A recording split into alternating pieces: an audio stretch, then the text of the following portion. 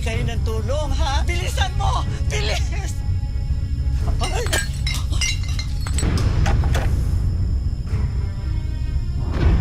Tay! Labas yun ang pera ko. At hindi ko kayo sasaktan.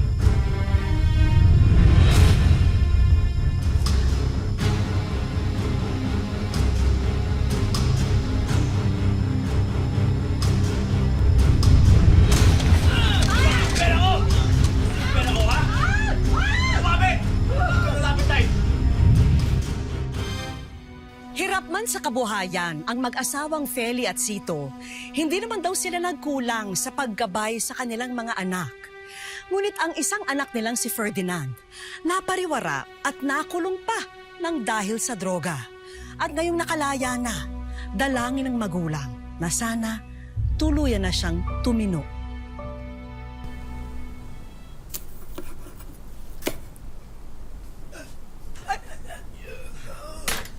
Oo, matatapos ko ito bago pa sila dumating at aayusin ko yung kwarto niya. Huwag ka mag-alala. Diyos ko.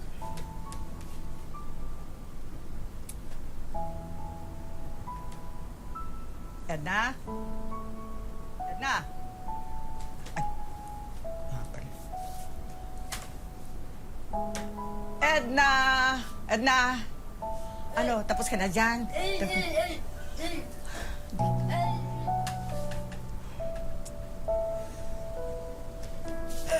No! Ang kulit mo! Aayusin ko sabi, sige! Matigil ka na lang. Ikaw ang magtuloy ng ginagawa ko at ako na mag-aayos. Bilisan mo, ha? Tay! Tay! Andito na po si Ferdy! Anak! Naku, Perdi! Perdi, anak ko! Naku, anak ko! Ang tagal mong nawala sa piling namin ng tatay mo. Kumusta ka na? Hindi ka ba nanibago dito sa lugar natin? Naku naman, Nay, nagtaka ka pa? Eh, halos 15 years kaya yan nawala dito. Pasensya ka na, anak, ha? Hindi kami nakasama ng tatay mo sa pagsundo sa iyo, ha? Okay lang po yun, Nay. Ay, salada. Uy, siya nga pala. Kanina pa naghihintay sa'yo ang tatay mo.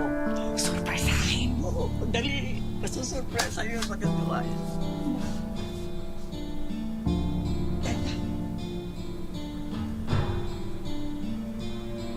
Dalaga na pala tong kapatid ko, May. Dalaga. Binata ka mo.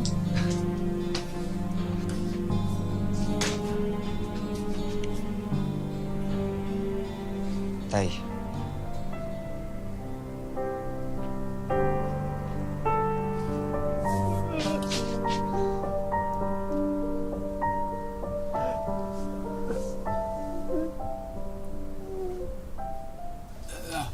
Dagdagan mo, dagdagan mo, dagdagan mo. Ayan, ha? Oh, marami pa yan, ha? Ang sabi ng tatay mo, kumain ka lang daw na kumain. Sige po, Nay. Ngayon nakalaya ka na, magtinuna ha. Naku, tigil-tigilan mo na yung mga bisyo mo.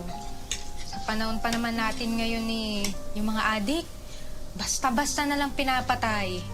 Mamaya, makita-kita kita, kasama mo naman yung mga dati mong barkada. Okay lang po, Nay. Sige po, ate. Ano ba ang plano mo ngayon, anak? Siguro, Nay, maghahanap po ako ng trabaho. Oh, sabi ng anak mo, maghahanap siya ng trabaho kay driver, kay carpentero, kay pintor, kay ano.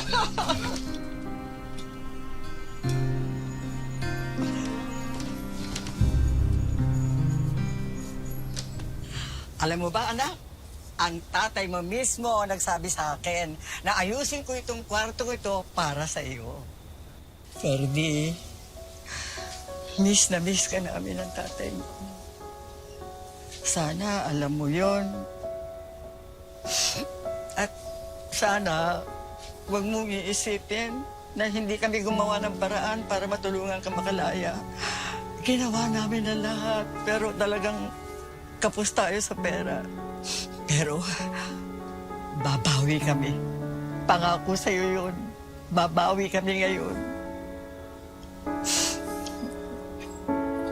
Sige po, Nay. Gabi na po. Siguro mas maganda kung magpahinga na po. Ay, oo. Ferdy, katukin mo lang kami ng tatay mo, ha? Kung may kailangan ka.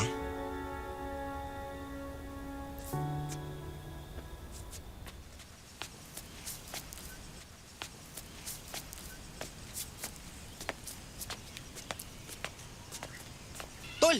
Oh. Ikaw na ba yan? Tol! Lang niya. Yan, halos di kita nakilala. Totoo nga yung chismis. Laya ka na. Eh, saan punta mo yan? Dito, mag-a-apply sana ako para sa trabaho. May tatanggap pa ba sa'yo niyan? Eh, may record ka na? Mga tol pero baba ka sakali lang. Baka meron dyan na gustong tumanggap sa akin. Ikaw, kamusta ka? Eto, ganun pa rin. Medyo ingat-ingat nga lang. Alam mo na, mainit ngayon. Tara muna sa bahay, pre. Miss ka namin eh. Tol, siguro di na lang muna. May kailangan Ano ka ba? Parang wala tayong pinagsamahan eh. Pre, miss mo ba? Meron ako ngayon. Lahat ko na to sa'yo, pre.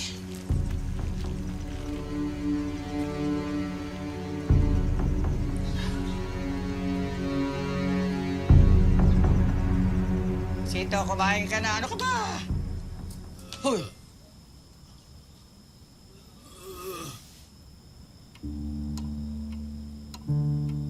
Oo, alam ko. Huwag ka na mag-alala. Darating yun. Maya-maya lang nandyan na yun. Ano, kain na ba?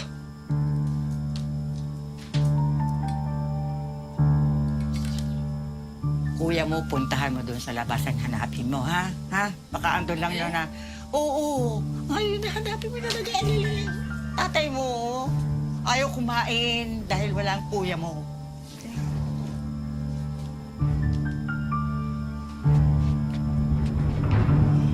Oo, yun. Ano, tol? Ating gawi. Ikaw ulit. Kailangan ko kasi ng katulad mo eh. Subok na. Sige, tol, pero sana maging maingat tayo kasi siyempre ayaw nang bumalik ng kulungan eh. Oo naman. Oh, tol. Balato ko sa'yo. Tanggapin mo. Sigurado ka ba? Oo, tol. Ayos na yan. Tol, mukhang may sundo ka. Wala ako. Sige, tol, salamat ah.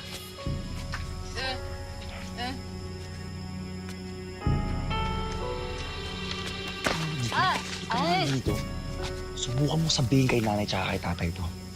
Kundi malilintikan ka sa akin. Naintindihan mo? Naintindihan mo?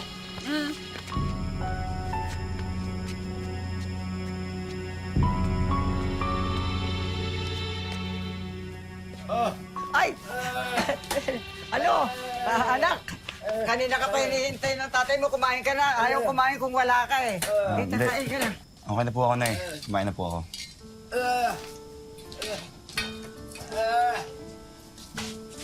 Kumain na raw. Salo na tayo. Tayo kakain. Sige, hindi rin ako kakain. Pag hindi ka kakain, kumain ka na.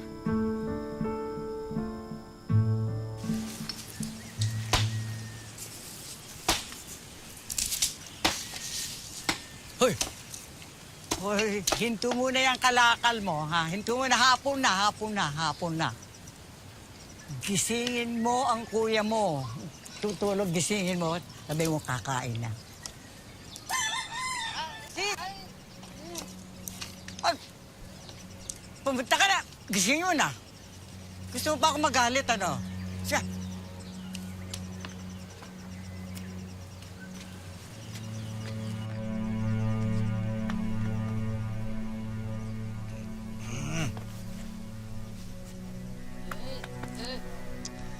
Ba, tutulog yung tao eh.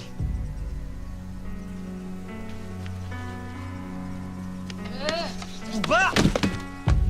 Ang kulit-kulit mo, ha? Ka dito! Bata ka? Ang kulit-kulit mo, ha? Kita mo natutulog yung tao, eh! Gigisingin mo ako, ha? Di ba? Lexi kang babae ka! Ka dito! Wala kang respetong babae ka, ha? Ka dito, ka dito.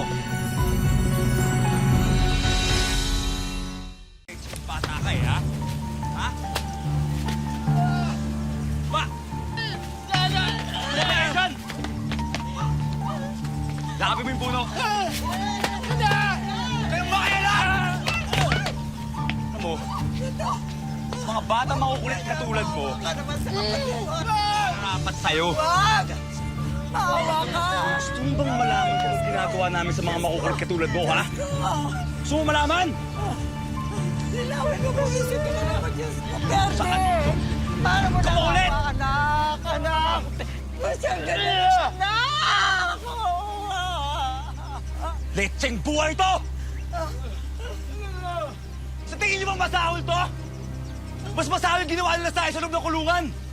15 taon ako nagtiis! At nasan kayo? Ha? Pinabayaan niyo ako! Kasi ito? Hindi naman ako tawad sa'yo. Todo potente tayo dito sa babaeng to! Ha? Wag! Wag! Tama na! Ah! Tama na! Sira-sira ang buhay ko dahil sa inyong dalawa! Talagan mo na! Hindi, huwag, baka mas ikaw lalo mas kaya mo. Wala kayong kwenta mga magulang. Hindi, mahal ka namin. Hindi mo nalapitan dahil... Papatayin mo ba ang tatay mo? Sige, patayin mo! Pati ako! Sige!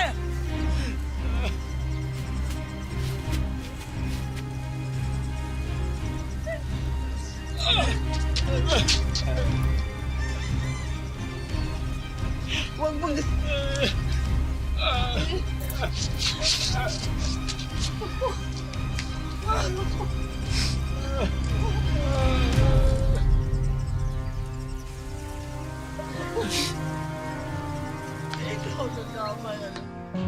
Malaki pa rin ang galit ni Ferdinand sa kanyang mga magulang.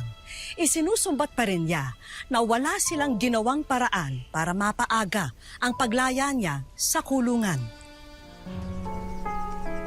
Nay, kung totoo man yung hula nyo na nagtutulak at gumagamit na naman si Ferdy, eh mas mainam siguro ipakulong nyo na lang yun. O, pabarangay. Nakita nyo naman yung ginawa kay Edna. Hinala pa lang naman. Kahit nanay, nakita nyo naman siguro kung ano yung ginawa sa inyo. Kay Edna, tsaka kay tatay. Sa tingin nyo ba gawain nyo ng matinong tao? Sige nga, nay. Hindi mo kami nauunawaan, anak.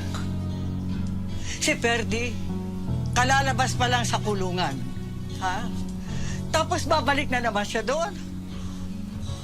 Ayokong masira lalo ang buhay ng kapatid mo. Hayaan mo makapiling namin siya ng tatay mo. Hayaan mo kami makabawi sa kanya. Ano ba sinasabi mo makabawi? Senyorito na nga yun dito eh.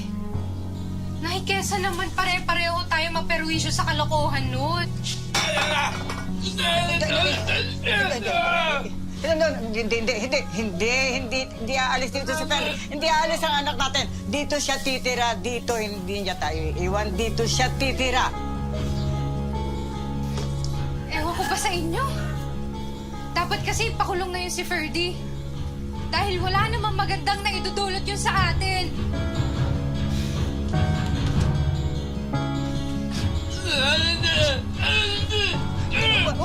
Wag mong sisihin ang sarili mo. Huwag mo nang isipin yun. Hindi mo kasalanan. Ha? Sito, huwag ka mag-alala, ha? Kakausapin ko ang anak mo. Papangako ko sa'yo, dito siya titira. Hindi na natin siya pakawalan. Dito siya habang buhay, kapiling natin, ha?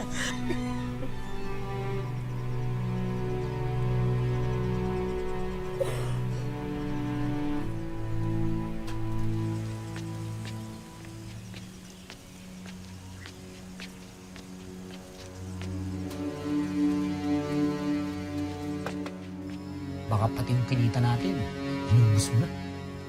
Tol, relax ka lang. Hindi mo mawala yung pera natin. Sa bahay lang yun. Nakatago. Graduhin mo lang, ha?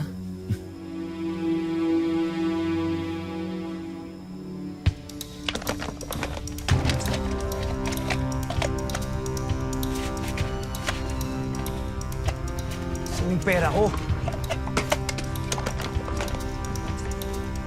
Asan yung pera ko? Nay! Nay! Nay! Asan yung pera ko? Pera ko! Pera ko! Pera, wala kaming alam dyan sa pera. Hindi ko alam. Wala! Asan yung pera ko? Asan yung pera ko? Hindi, wala. Oh! Tay, asan yung pera ko? Kaya tay, intindihin mo ako! Wag ka! Wag! Ikaw, Nay. Di ba ikaw kumuha ng pera ko? Naku, anak, wala. Di ba ikaw pumapasok-labas ng kawarto ko? Pero hindi ko alam yung sinasabi. Di mo kinuha? Ha? Sabihin mo yung totoo! Sabihin mo yung totoo! Alam ng Diyos, hindi totoo. Hindi Ikaw? totoo. Wag, Kumuha ng pera ko, no? hindi siya, hindi, wala kumukuha. Pera ko, no? Hindi. Ah! Wag! Ka dito. Wag! Wag! Huwag mong ganyanin ang kapatid mo! Umaganti ka sa akin? Ikaw ulit! Huwag mong ganyanin! Umaganti ka sa akin, ha? Ganyanin! Ah! Hindi nyo nalabas yung pera ko? Ha? Wala kami Hindi nyo nalabas yung pera ko? Wala Ha? na. Hindi nyo nalabas pera ko? Awa ka na kami talaga. Sabing labas yung pera ko eh! Ikaw! Wala sa'yo? Ikaw! Wala na. Alam ng Diyos, wala. Wala.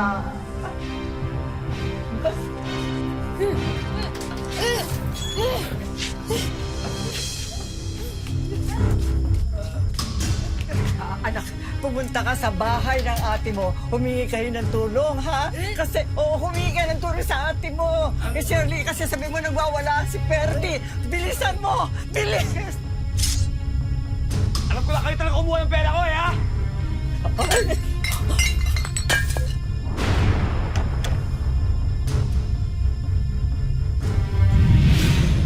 Tay!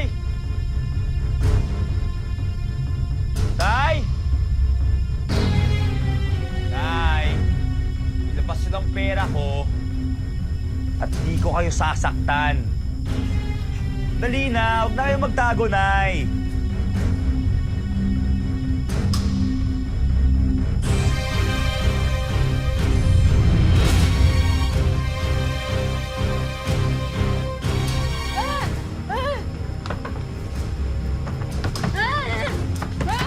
Bakit?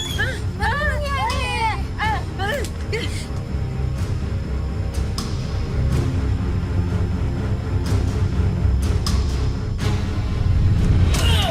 Pera ko!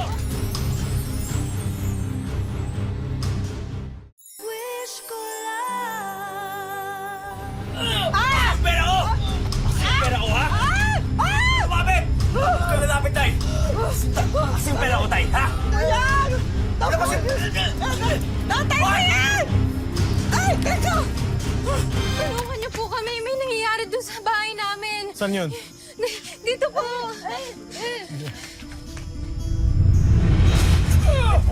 Saan pupunta, ha? Anak, uminahon ka. Wala talaga kaming alam sa pinagsasasabi mo. Hindi namin alam yung perang yan. Oo. Tatanungin kita ulit, huling beses na to. Nasaan yung pera ko? Ilabas mo na. Anak, wala. Nasaan yung pera ko? Wala ako talaga mailalabas. Wala? Wala kami mailalabas. Wala kayo ilalabas? Wala. Ganun, ha? Ay! Tay! Nasaan yung pera ko? Ilabas yung pera ko! Tay, ano ba yan, Tay? Tinan mo, tayo na nga tinutulungan, oh. Tay!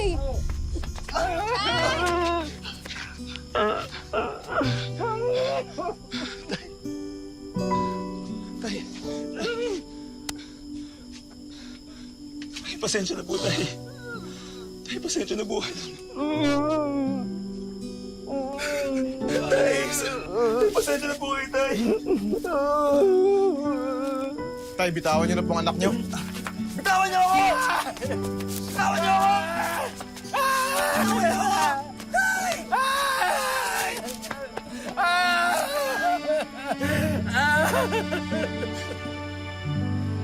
Tay, hayaan mo na, Tay.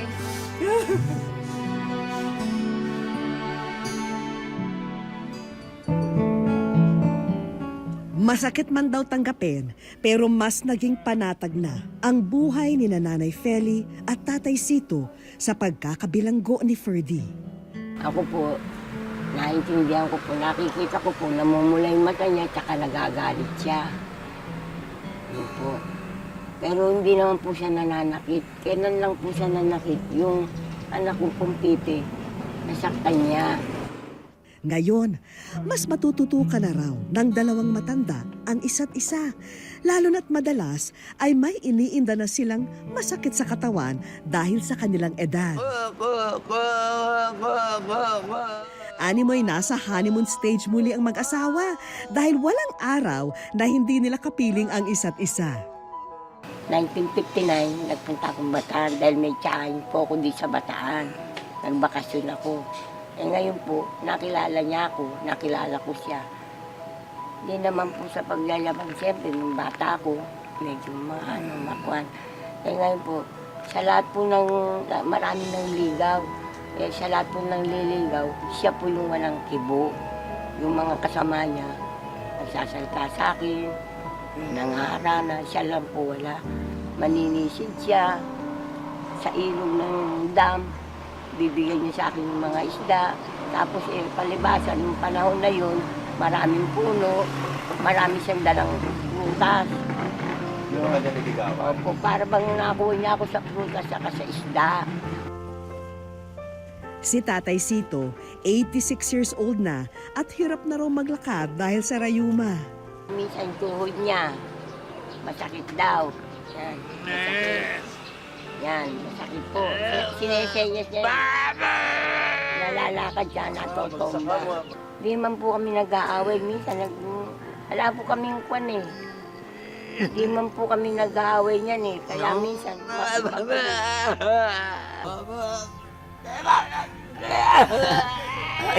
pag inalikan niya ako, niyayakap niya ako, tinutulak ko siya dahil iniisip ko po matanda na kami. Masaya man ang mag-asawa, kakambal pa rin ito ang katotohanan na pareho silang walang kakayahang maghanap buhay at umaasa na lamang sa bigay ng kanilang mga anak at apo. Gayunpaman, hindi man naging kasing tibay ng konkreto ang naging takbo ng kanilang kapalaran pagdating sa pagiging sagana, sa isang matibay na haligi naman maikukumpara ang pagmamahalan ni Nanay Feli at Tatay Sito. Pag hindi niya ako nakikita ng isang minuto, nahanap na niya ako. Minsan nandun ako sa bahay ng anak ko, naka-standby ako doon, nagagalit siya. Panay daw punta ko doon. Kako, dito lang ako, kako, nainip ako doon sa bahay namin. Ang gusto ko po sana, hindi kami magkaiwalay, kaya kahit na pong malit lang ang aming tinitiran, habang panahon kami magsasama. Tayong dalawa maganyan. Tagal na matagal, hindi tayo magaganyan. Ganyan, hanggang sa mamatay tayo, ganyan na tayo.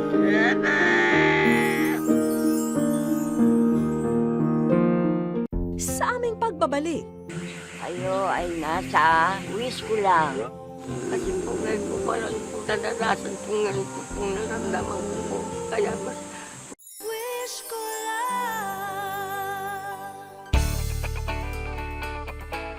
eksaktong anniversary month ni Nanay Feli at Tatay Sito ang buwan ng Abril.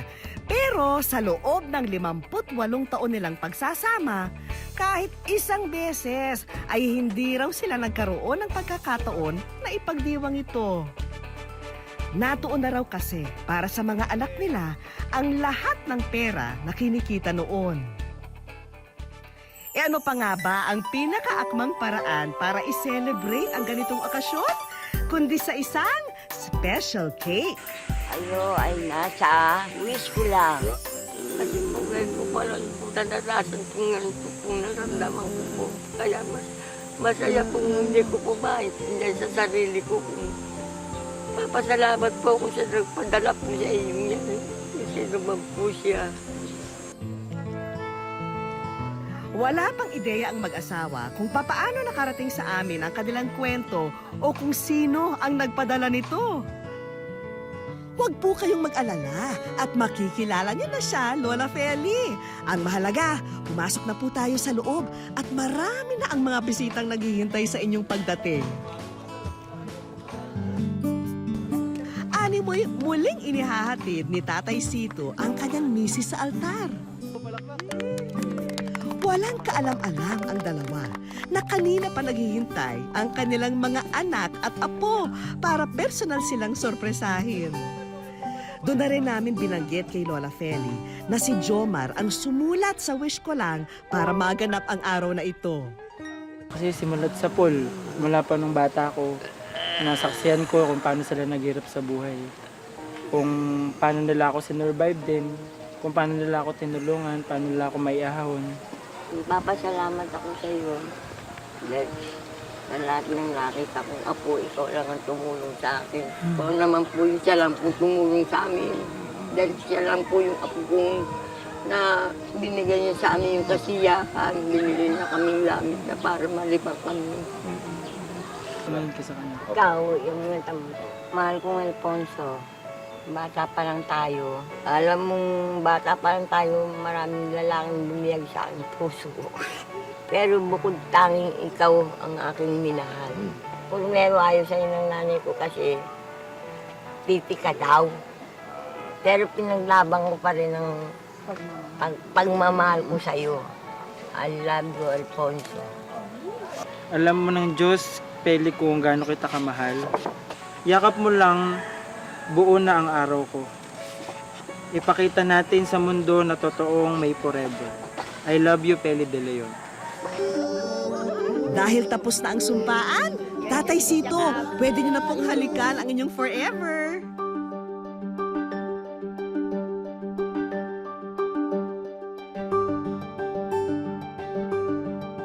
Kung may exchange of vows, hindi pwedeng mawala ang mga principal sponsor at syempre, ang reception.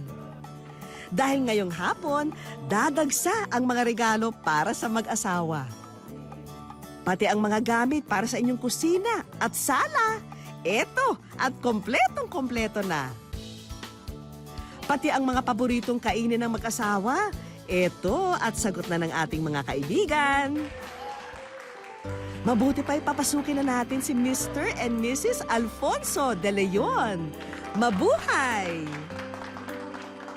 Nanay Feli, nandito na po ang mga tatayong principal sponsor ninyo ngayong hapon. Tatay Sito at Nanay Feli, kami po ng Rotary Club of Metro Olonga po.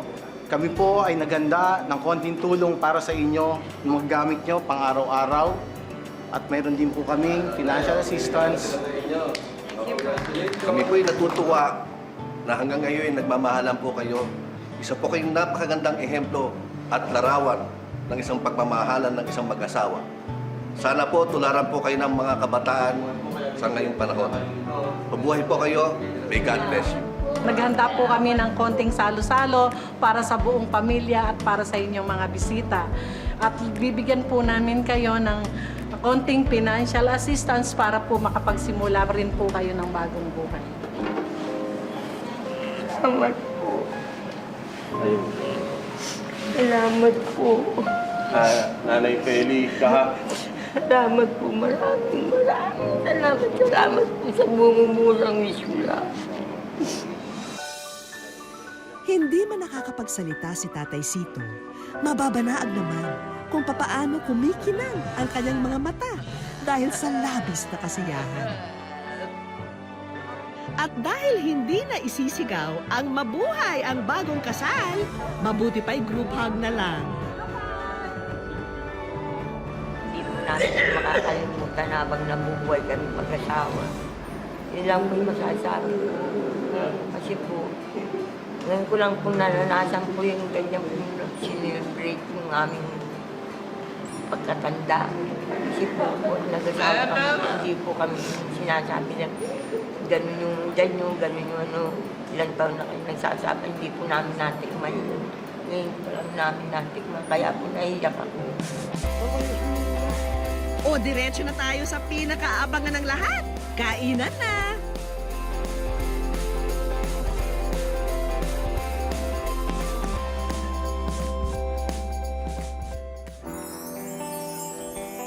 Ang tunay na pagmamahal ay isang matibay na pundasyon para kayanin ng dalawang tao ang lahat ng unos na kanilang kakaharapin. At ito pa rin ang magiging sandata ni Tatay Sito at Nanay Feli sa mga darating pang kabanata ng kanilang makulay na buhay. Hangad ng bawat magulang na mapaganda ang buhay ng kanilang mga anak. Ngunit ang magandang buhay ay maisasakatuparan lamang kung tayo ay lubusang makikinig sa gabay at mga pangaral na kanilang ibibigay. Hanggang sa muli mga kapuso, ako po si Vicky Morales at ito po ang Wish Ko Lang.